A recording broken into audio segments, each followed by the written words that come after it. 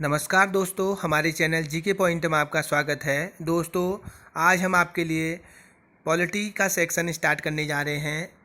तो पॉलिटी का पहला लेक्चर हम आपके लिए लेके आए हैं। तो दोस्तों, अभी भी आपने हमारे चैनल को सब्सक्राइब नहीं किया है तो जल्दी से लाइक शेयर एंड सब्सक्राइब कर दीजिए और बेल आइकन दबा दीजिए ताकि आप तक इन महत्वपूर्ण क्वेश्चनों की सीरीज पहुंचते रहे। तो दोस्तों, हमने पहले हिस्ट्री और ज्योग्राफी की सीरीज पहले ही हम 5 से 6 लेक्चर प्रत्येक सेक्शन में डाल चुके हैं। आज हम पॉलिटी का सेक्शन स्टार्ट कर रहे हैं। तो पहला लेक्चर है, तो चलिए स्टार्ट करते हैं। क्वेश्चन नंबर फर्स्ट से, संविधान के अनुच्छेद 17 और 18 में व्यवस्था है सामाजिक समता की। सामाजिक समता की व्यवस्था है 17 और 18 में। मौलिक कर्तव्यों के अध्याय में शामिल है उन उदात्त आदर्शों को संजोने तथा अपनाने का कर्तव्य जिन्होंने हमारे स्वतंत्रता आंदोलन को प्रेरित किया। भारतीय संविधान में कितने मौलिक कर्तव्य हैं? भारतीय संविधान में 11 मौलिक कर्तव्य हैं। भारत के संविधान में मौलिक अधिकार मूल रूप से संविधान के क्या थे? हिस्सा थे। निःशुल्क शिक्षा का अधिकार कुछ सीमाओं के अंतर्गत है, मौलिक अधिकारों के रूप में गारंटिड है। निःशुल्क शिक्षा का अधिकार है वो मूल अधिकार के रूप में प्रदान किया गया है। निम्नलिखित में से कौन से अनुच्छेद में समता का अधिकार का प्रावधान है? अनुच्छेद 14 में समता का अधिकार का प्रावधान है। भारतीय नागरिकों के मौलिक अधिकारों को निलंबित किया जा सकता है। राष्ट्रीय आपातकाल के दौरान भारतीय नागरिकों के मौलिक अधिकारों को निलंबित किया जा सकता है। राज्य के नीति निर्देशक सिद्धांतों के अनुसार किस आयु तक के बच्चों को निःशुल्क एवं अनिवार्य शिक्षा देने की आशा की जाती है? 14 वर्ष तक के बच्चों को निःशुल्क एवं अनिवार्य शिक्षा दी जाने की आशा की जाती है। भारतीय संविधान में मूलभूत अधिकार के संविधान में लिए गए हैं। अमेरिकी संविधान से मूलभूत अधिकार जो हमारे मौलिक अधिकार हैं वो अमेरिका के संविधान से लिए गए हैं। भारतीय संविधान के किस भाग में मूल कर्तव्य निर्धारित किए गए हैं? मूल कर्तव्य भाग 4A, भाग 4A में मूल कर्तव्य निर्धारित किए गए हैं। हमारे भारतीय संविधान में कुल कितने कर्तव्य हैं? भारतीय संविधान में मूल कर्तव्य 11 हैं। भारतीय संविधान में राज्य नीति के निर्देशक सिद्धांतों की संकल्पना कहाँ से अंगीकृत की गई है? आयरलैंड तथा स्पेन के संविधान से ये नीति के निर्देशक सिद्धांतों की संकल्पना को अंगीकार किया गया है। निम्नलिखित में से कौन से जोड़े का सही मिलान किया गया है? ADM जबलपुर केस आपातकाल में नागरिकों के अधिकार से संबंधित ये जो बात था, ये इसका सही मिलान है। हमारे भारतीय संविधान में मूल कर्तव्य कितने हैं? ये दोबारा रिपीट हो गया है। भारतीय संविधान में 11 मूल कर्तव्य हैं। भारतीय संविधान में राज्य के नीति सिद्धांतों की संकल्पना कहाँ से अंगीकृत की गई है? आयरलैंड और स्पेन से अंगीकृत की गई है। ये क्वेश्चन भी दोबारा रिपीट हो गया है। किस अधिनियम ने नस्ल, धर्म और राष्ट्रीय मूल के आधार पर भेदभाव को निषेध कर दिया था? नागरिक अधिनियम ने नस्ल, धर्म एवं राष्ट्रीय मूल के आधार पर भेदभाव को निषेध कर दिया था।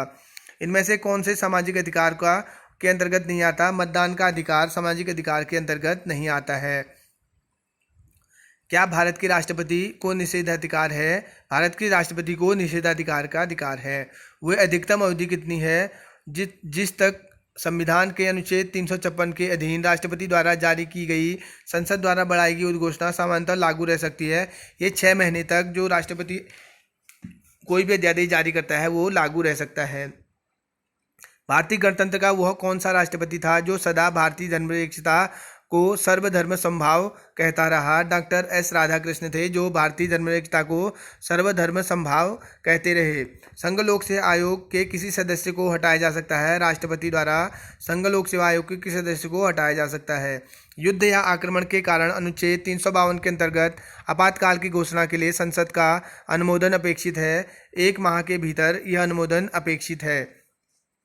भारतीय संसद राज्य के किसी विषय पर कानून बनाने के लिए सक्षम है यदि अनुच्छेद 352 के अंतर्गत आपात स्थिति लागू हो। 352 के अंतर्गत अगर आपात स्थिति देश में लागू हो तो संसद राज्य के किसी भी विषय पर कानून बना सकती है। भारत सरकार का संवैधानिक अध्यक्ष कौन है? भारत सरकार का संवैधानिक अध्यक्ष राष्ट्रपति होता है। निम्नलिखित में से कौन सी नियुक्ति भारत के राष्ट्रपति द्वारा नहीं की जाती? लोकसभा अध्यक्ष की नियुक्ति भारत के राष्ट्रपति द्वारा नहीं की जाती। भारत के उपराष्ट्रपति के पद पर लगातार 2 बार कौन रहा? डॉक्टर एस राधाकृष्ण भारत के उपराष्ट्रपति के पद पर लगातार 2 बार रहे। इसमें हामिद अंसारी भी आ जाते हैं। राष्ट्रपति पर महाभियोग कौन शुरू कर सकता है? संसद के किसी भी सदन के 4 सदस्य इसको शुरू कर सकते हैं। राष्ट्रपति का पद कितने समय के लिए रिक्त रह सकता है? 6 माह के लिए राष्ट्रपति का पद रिक्त रह सकता है। विदेशों को भेजे जाने वाले विभिन्न संसदीय प्रतिनिधिमंडलों के लिए व्यक्तियों का नामांकन निम्नलिखित में से कौन करता है? ये लोकसभा अध्यक्ष करते हैं। भारत का राष्ट्रपति है राज्य का अध्यक्ष। भारत का राष्ट्रपति जो है राज्य का अध्यक्ष या राष्ट्र का अध्यक्ष होता है। भारत के प्रधानमंत्री को निम्नलिखित में से कौन नियुक्त करता है? भारत का राष्ट्रपति भारत के प्रधानमंत्री को नियुक्त करता है। राष्ट्रपति के चुनाव से संबंधित विवादों का निर्णय कौन करता है? उच्चतम न्यायालय राष्ट्रपति के चुनाव से संबंधित विवादों का निर्णय करता है। राष्ट्रपति के पद की रिक्ति अवश्य भरनी होती है। 6 महीने के भीतर राष्ट्रपति अगर का पद खाली होता है तो उसको 6 महीने के अंदर भरना अनिवार्य होता है। अध्यक्षीय सरकार में राष्ट्रपति विधानमंडल पर आश्रित नहीं होता है। विधानमंडल पर आश्रित नहीं होता है। निम्नलिखित में से राष्ट्रपति के किस क्षमादान शक्ति के अंतर्गत दंड की प्रवृत्ति को नम्र किया जा सकता है? लघुकरण के अंतर्गत राष्ट्रपति के क्षमादान की शक्ति के अंतर्गत दंड की प्रवृत्ति को नम्र किया जा सकता है, नर्म किया जा सकता है। निम्नलिखित राष्ट्रपतियों में से किस क्रम में सेवा की उनमें निम्नलिखित में से कौन सा सही है? एस रेड्डी ये सही क्रम में है। संघीय सरकार के राजपत्रित अधिकारियों को निम्नलिखित में से कौन नियुक्त एवं बर्खास्त कर सकता है? भारत के राष्ट्रपति संघीय सरकार के राजपत्रित अधिकारियों को नियुक्त एवं बर्खास्त कर सकते हैं। भारत के राष्ट्रपति हैं देश के प्रमुख या राष्ट्र के प्रमुख भारत के राष्ट्रपति को माना जाता है।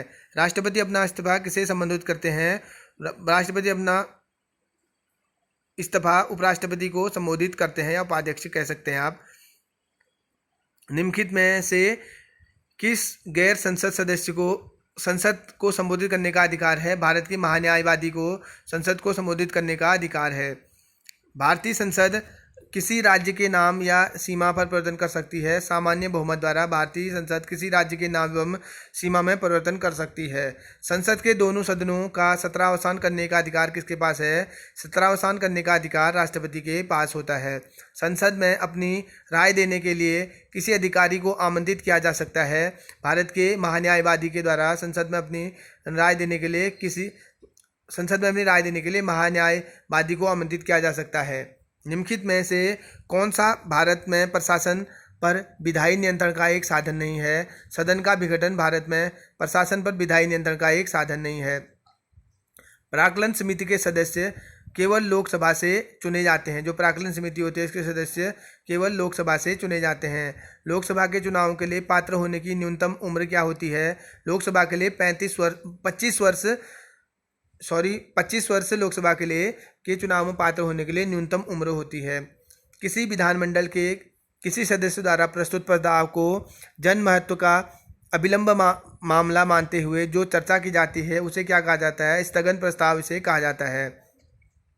भारत में किसकी स्वीकृति के बिना कोई भी सरकारी खर्चा नहीं किया जा सकता? संसद की स्वीकृति के बिना कोई भी सरकारी खर्चा नहीं किया जा सकता है। संसद के दोनों सदनों की संयुक्त बैठक को भेजा गया विधेयक का पारित होना होता है। उपस्थित सदस्यों के साधारण बहुमत से संसद के दोनों सदनों की संयुक्त बैठक को भेजा गया विधेयक जो होता है वो पारित हो जाता है। जो उपस्थित सदस्यों के सामान्य बहुमत से ही यह पारित हो जाता है। तो दोस्तों हमारा पॉलिटी का ये पहला लेक्चर था। तो दोस्तों पॉलिटी के अगला लेक्चर लेके हम आपके बीच जल्द ही हाजिर होंगे। तो दोस्तों अगर आपने हमारे चैनल को अभी तक सब्सक्राइब नहीं किया है तो जल्दी से like share comment and subscribe कर दीजिए ताकि आप तक इन महत्वपूर्ण क्वेश्चनों की सीरीज पहुंचती रहे।